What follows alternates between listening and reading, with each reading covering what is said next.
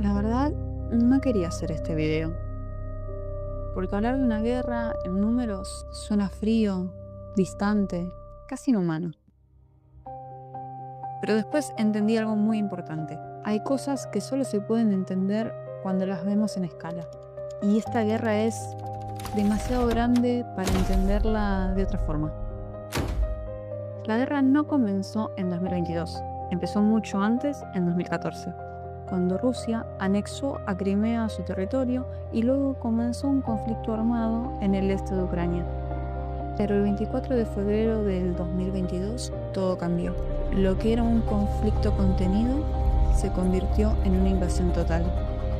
Desde ese momento, la guerra dejó de ser un evento y pasó a ser un proceso. Una guerra larga, con mucho desgaste, donde el tiempo también es un arma.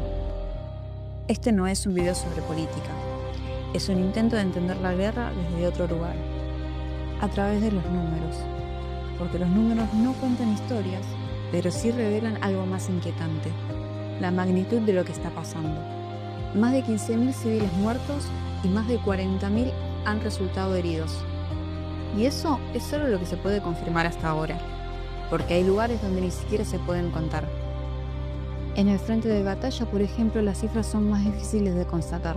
Algunas estimaciones hablan acerca de 2 millones de bajas militares de ambos países. Muertos, heridos, desaparecidos. Pero incluso este dato es incierto, porque en la guerra los números también son parte del conflicto. Más de 10 millones de personas tuvieron que abandonar sus hogares. Millones cruzaron fronteras y millones se desplazaron dentro del país. Hablamos de 1 de cada 4 ucranianos. Imagínense eso, 1 de cada 4. Es el mayor éxodo en Europa desde la Segunda Guerra Mundial. Pero hay una pregunta que no aparece en ningún informe. ¿Cuántos de ellos van a poder volver? Las guerras también se miden en espacio. Hoy, cerca del 20% de Ucrania está bajo control ruso. Hablamos de decenas de miles de kilómetros cuadrados. Pero lo extremadamente llamativo es lo poco que ha cambiado en los últimos años. Esta es una guerra lenta, estática, desgastante, donde avanzar apenas unos kilómetros puede costar miles de vidas. El precio de la destrucción también se puede medir, y en Ucrania es más de 195.000 millones de dólares en daños. Pero reconstruir el país podría costar casi 600.000 millones. Ciudades sin luz, sistemas colapsados, viviendas destruidas.